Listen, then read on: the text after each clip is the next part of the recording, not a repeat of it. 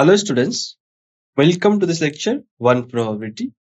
So in this lecture, we will discuss probability, a theoretical approach. Okay, so let us start. So first of all, let us consider the following situation. Okay, suppose a coin is tossed at random. So when we speak of a coin, we assume it to be fair. That means it is symmetrical, so that there is no reason for it to come down more often one side than the other. Okay, so we call this property of coin is as being unbiased. By the phrase random toss, we mean that the coin is allowed to fall freely without any bias or interference.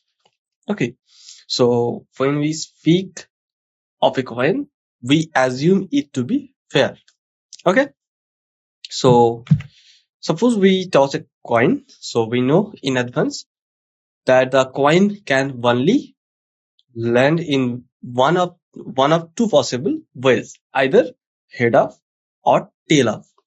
So we dismiss the probability of its landing on its edge, which may be possible.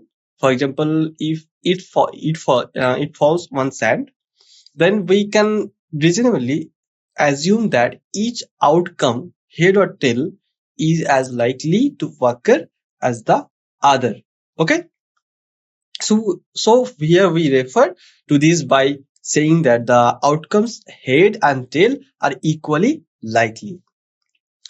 Do you understand what do you mean by equally likely?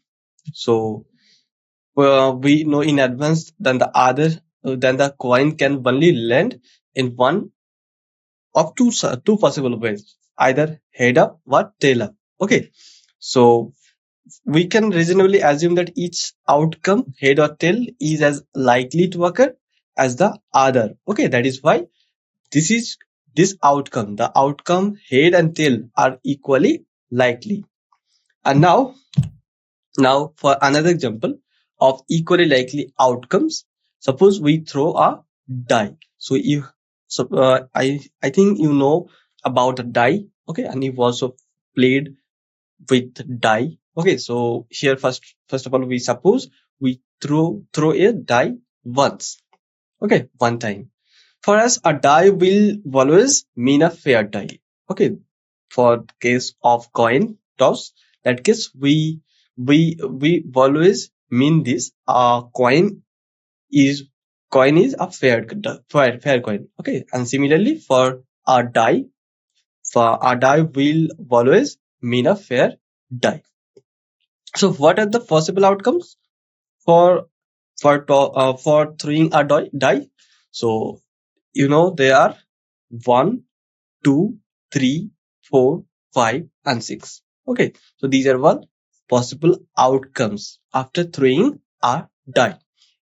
So each member less than it is if each number has the same possibility of showing off. So the equally likely outcomes of throwing a die are 1, 2, 3, 4, 5, and 6. Okay, so these numbers has the same possibility of showing off. So they are equally likely outcomes. Okay, so now question, are the outcomes of every experiment equally likely?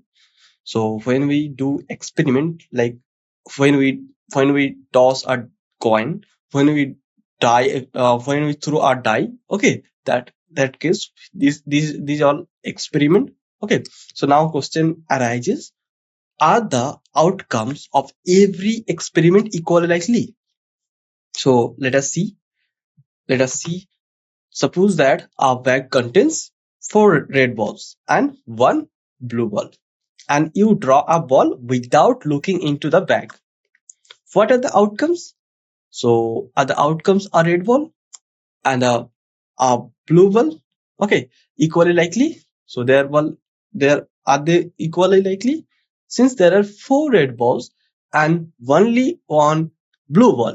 Okay, so you would agree that you are more likely to get a red ball than a blue ball.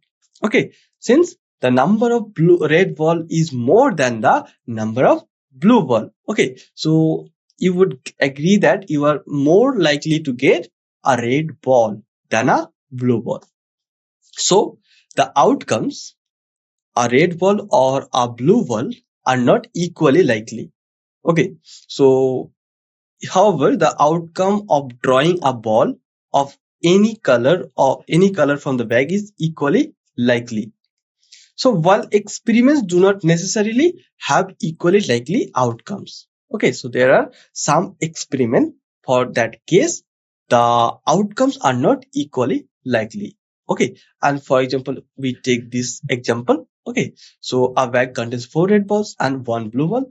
The outcomes of this experiment are not a equally likely outcome. Okay, and now, however, in this chapter, from now on, we will assume that all the experiments have equally likely outcomes.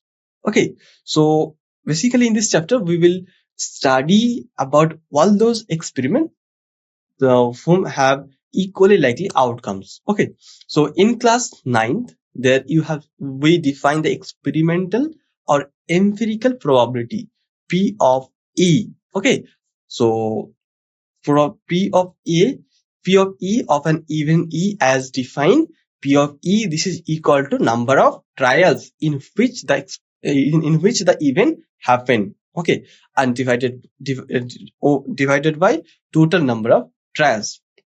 So probability of an event E, that is denoted by P of E, and P of E, this is equal to number of trials in which the event happened divided by total number of trials.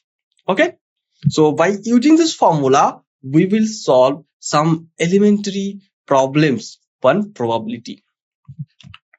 So the empirical interpretation of probability can be applied to every event associated with an experiment, okay, which can be repeated a large number of times. The requirement of repeating an experiment has some limitations, as it may be very expensive or unfeasible in many situations. Okay, so the requirement of repeating an experiment has some limitations. So of course, it works well in coin tossing or die throwing experiment. This is not expensive. That is why, of course, it worked well in coin tossing or die throwing experiments. But how about repeating the experiment of launching a satellite in order to compute the empirical probability of its failure during launching, or the repetition of the phenomena of an earthquake to compute the empirical probability of a multi-storied building getting destroyed in an earthquake. These experiments are actually expensive. Okay, so these experiments you cannot repeat. There are some limitations of repeating of an experiment. Okay, so in experiments where we are prepared to make certain assumptions, and the repetition of an experiment can be avoided, as the assumptions help in directly calculating the exact theoretical probability. The assumptions of equally likely outcomes, which is valid in many experiments, as in the two examples above of a coin and of a die. Okay, is one such assumptions that leads up to the following definition of probability of an event. So the theoretical probability, also called classical probability of an event E, written as P of E, and is defined as P of E, this is equal to number of outcomes favorable to E divided by number of all possible outcomes of the experiment. Okay, so in our previous definition, there we have seen P of E, that is probability of event E, this is equal to number of trials in which the event happened divided by total number of trials. Okay, so Sometimes the requirement of repeating an experiment has some limitations, as it may be very expensive or unfeasible in many situations. Okay, so now we here will give a definition, the theoretical definition of probability, that is also called classical probability. Okay, so the theoretical probability or classical probability of an event E, that is written as P of E and is defined as P of E. This is equal to number of outcomes favorable to E divided by number of possible outcomes of the experiment. Okay, where we assume that the outcomes of experiment are equally likely. So we will briefly refer to theoretical probability as probability. So this definition of probability was given by Simon Laplace in 1795. Okay, so this definition of probability, the theoretical probability or classical probability of an event, is very important, very important definition of probability. And by using this probability, we can solve any we can solve many problems related to probability. Okay, so P of E, this is equal to number of outcomes favorable to E, that is number of outcomes favorable to event E divided by number of all possible outcomes of the experiment. Okay, so now probability theory had its origin in the 16th century when an Italian physician and mathematician G. Cardan wrote the first book on the subject. The book won James one chance. The book won James one chance. Since its inception, the study of probability has attracted the attention of great mathematicians James Bernoulli, 1654 to 1705. De Moivre, De Moivre, 1667 to 1754, and Pierre Simon Laplace are among those who made significant contribution of this field. Okay, so these are all great mathematicians who made significant contribution to this field. Laplace's theory, Analytica des probabilities, 1812, is considered to be the greatest contribution by a single person to the theory of probability. Okay, in recent years, probability has been used extensively in many areas such as biology, economics, genetics, physics, sociology, and etc. Okay, so probability in recent years has been used extensively in many areas like these areas. Okay, so let us find the probability for some of the events associated with experiments where the equally likely assumptions holds. Okay, so here we will basically explore some of the events which associated with experiment where the equally likely assumption holds. Okay, so here in first example, here we have to find the probability of getting a head when a coin is tossed once. Also find the probability of getting a tail.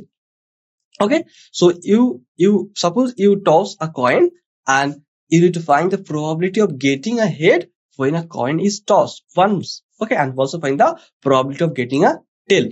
Okay, so let us see how to solve it. So in the experiment of tossing a coin once, the number of possible outcome is 2. Okay, that is head and tail, and head is denoted by capital H and tail is denoted by capital T. And let E be the event getting a head. The number of outcomes favorable to E, that is E is here event. Okay, so E be the event getting a head. So number of outcomes favorable to E of getting a head is 1. Okay, and therefore probability of E, that is probability of getting head, that is equal to number of outcomes favorable to E divided by number of one possible outcomes. Okay, and here the number of outcomes favorable to E is 1. So and total number of possible outcome is 2. So therefore probability of E, that is probability of head, this is equal to 1 by 2. Okay, similarly, if F is the event getting a tail, okay, then probability of F, this is equal to probability of tail. Okay, and this is actually equal to 1 by 2. Why? Because the number of outcomes favorable to F is 1 and total number of outcome is 2. Okay, so probability of F, this is equal to 1 by 2. And now let us see example number 2. So in example number 2, here we have a bag that contains a red ball, a blue ball and a yellow ball. While the balls being the same size, so Kritika takes out a ball from the bag without looking into it. What is the probability that she takes out the yellow ball, red ball and blue ball? Okay, so basically in this problem we have a bag that contains a red ball, a blue ball and a yellow ball, and we need to find what is the probability that Kritika takes out the yellow ball, red ball and blue ball. So let us see how to solve it. So Kritika takes out a ball from the bag without looking into it. So it is equally likely that she takes out any one of them. Okay, so the outcomes are equally likely here. So here first of all, let Y be the event, the ball taken out is yellow, B be the event, the ball taken out is blue, and R be the event, the ball taken out is red. Okay, now the number of possible outcomes is here 3. Okay, so number of total possible outcome is 3.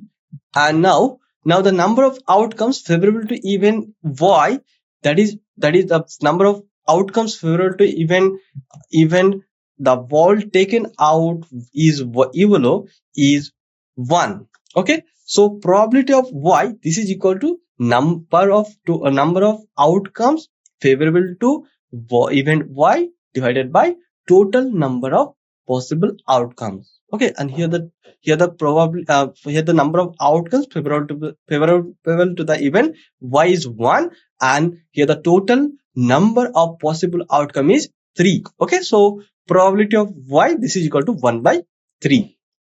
Similarly, for second one, so second event was R, that is the ball taken out red ball. Okay, so probability of R, this is equal to actually the number of outcomes favorable to R divided by number of total possible outcomes. Okay, and here the number of outcomes favorable to the event R is 1. Okay, and the total number of possible outcome is 3. Okay, so therefore probability of R, this is equal to 1 by 3. And for getting a blue ball, so here the probability of B, this is equal to the number of outcomes favorable to the event B divided by total number of possible outcomes. Okay, so the number of outcomes favorable to the event B is 1 and the total number of possible outcome is 3. Okay, so probability of B, this is equal to 1 by 3. So here we give some remarks. So in first one, here an event having only one outcome of the experiment is called an elementary event. Okay, so what is elementary event? When an event having only one outcome of the experiment. Okay, so in example 1, both the event E and F are elementary events. Okay, that case there we actually get only one outcome. For E we get only one outcome. Okay, so these are elementary events. Similarly, in example 2, while the 3 events Y, B and R are also elementary events. Okay, because the event having only one outcome of the experiment. Okay, so this type of event is called elementary event. In second remark, in example 1, we note that probability of E, plus probability of F, this is equal to 1. Okay, so probability of getting head plus probability of getting tail for tossing a coin once is 1. Okay, so in example 2, here we note that probability of Y plus probability of R plus probability of B is equal to 1. So here we observe that the sum of the probabilities of all the elementary events of an experiment is 1. Okay, so this is true in general also. So note it down. Note it down, the sum of the probabilities of all elementary events of an experiment is always 1. Okay, now let us move to next example. So in next example, here we have, suppose we throw a die once. Okay, so we throw a die once. So now it asks, what is the probability of getting a number greater than 4? Okay, so first question is, what is the probability of getting a number greater than 4?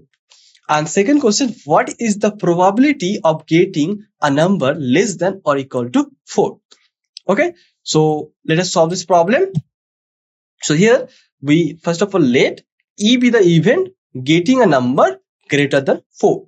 Okay, and the number of possible outcome is basically 6. Is 6. Okay, the number greater than 4 are actually 6. Okay, so and the outcomes favorable to E are 5 and 6. So here the outcomes favorable to E are 5 and 6, and here the total number of possible outcome is 6. 1, 2, 3, 4, 5 and 6. Okay, and the number of outcomes favorable to E is 2, that is 5 and 6. Therefore the number of outcomes favorable to E is 2, and so the theoretical probability of even E, that is probability of E, this is equal to probability of number greater than 4, that is equal to here 2 by 6. Since the number of outcomes favorable to E is 2 and the total number of possible outcome is 6. Okay, so probability of E, this is equal to 2 by 6 and this is equal to 1 by 3. Okay, and now let A be the event getting a number less than or equal to 4. Okay, so here the number of possible outcomes, that is 6, and outcomes favorable to F, favorable to the event F, are basically 1, 2, 3, 4. Okay, so the number of outcomes favorable to F is 4.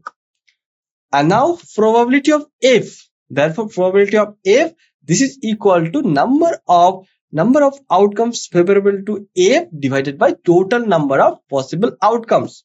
Okay, and this is equal to 4 by 6, and after simplifying, this is equal to 2 by 3.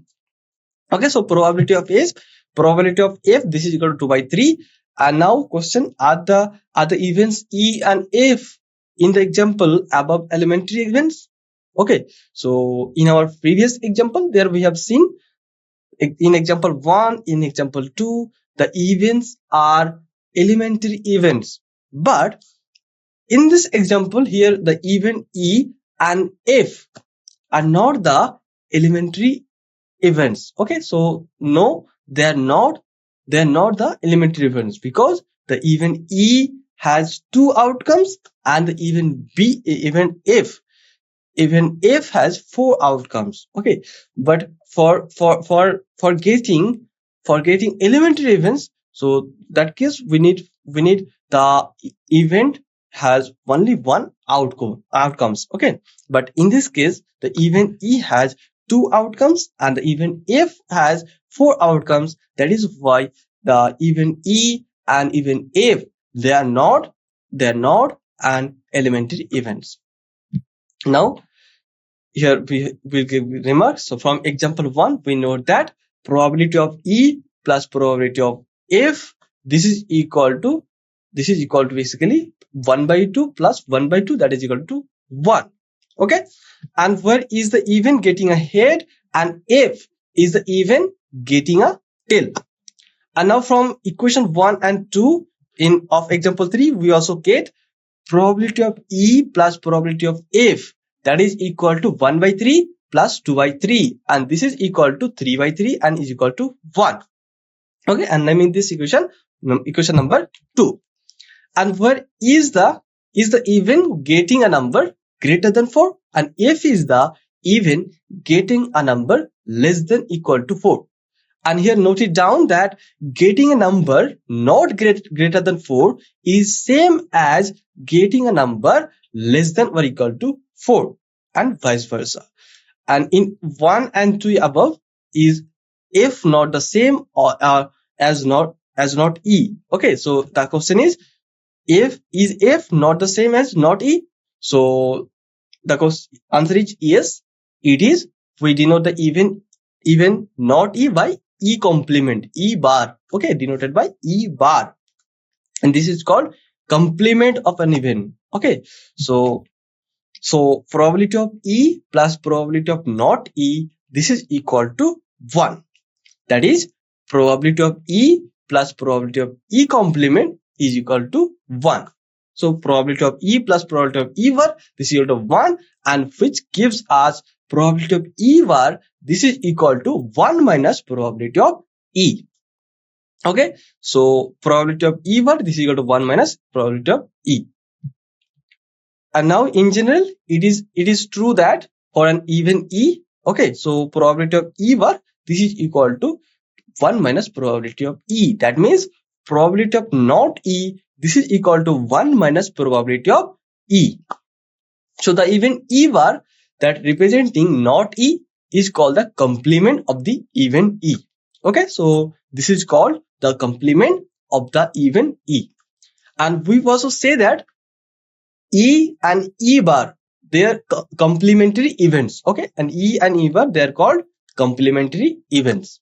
So before proceeding further, let us try to find the answers to the following questions. Okay, so let us try to find the answer of the following questions. So now question number 1, what is the probability of getting a number 8 in a single throw of a die? Okay, and second question is, what is the probability of getting a number less than 7 in a single throw of a die? Okay, so there we have two questions. In first question, here we have to find what is the probability of getting a number 8 in a single throw of a die, and second question is, what is the probability of getting a number less than 7 in a single throw of a die? Okay, let us answer.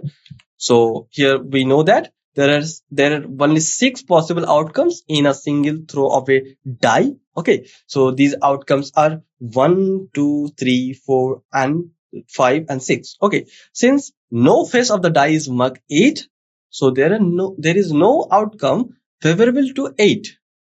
That is, the number of such outcome is 0. So in other words, getting 8 in a single throw of a die is impossible.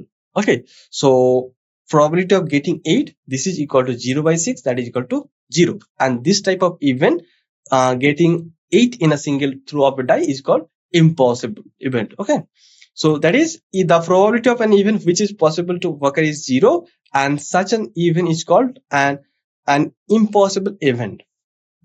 And now let us answer 2. So since every face of a die is marked with a number less than 7, okay, less than 7, so it is sure that we will always get a number less than 7 when it is thrown once. Okay, so the number of favorable outcomes is the same as the number of one possible outcomes, okay, which is 6. Therefore probability of e, this is equal to probability of getting a number less than 7, this is equal to 6 by 6, and this is equal to 1. So probability of e, this is equal to 1. So the probability of an event which is sure, was certain, okay, to occur is 1, and such an event is called a sure event or a certain event. So here we have studied about 2 events. One is impossible event, when probability of event is 0. Okay, that case the event is called impossible event. And when an event probability of an event is 1, that case the event is called a sure event. or a certain event. So now note it down. From the definition of probability P of E, we see that the numerator, number of outcomes favorable to the event E, is always less than or equal to the denominator, that is number of all possible outcomes. Okay, so therefore probability of E, this is always lies between 0 to 1. Okay, so 0 less than equal to probability of E less than equal to 1. And now let us take an example related to playing cards. So have you seen a deck of playing cards? So it consists of 52 cards, okay, which are divided into 4 suits of 13 cards, each spades. This is spades, hearts, diamonds, and clubs. And clubs and spades are of black color, and while hearts and diamonds are of red color. The cards in its suit are S, King, Queen, Jack, 10, 9, 8, 7, 6, 5, 4, 3, and 2. And kings. Okay. So kings, queens, and jacks are called face cards. So kings, queen, and jacks are called face cards. So here we'll discuss one example, one this related. So here we have one card is drawn from a well shuffled deck of 52 cards, and here we have to calculate the probability that the card will be an S, not be an S. Okay, so let us find. Well shuffling ensures equally likely outcomes. So there are 4 S's in a deck, and let E be the event. The card is an S. Okay, so the number of outcomes favorable to E is 4, and the number of possible outcome is 52, and therefore probability of E is equal to 4 by 52, that is equal to 1 by 13.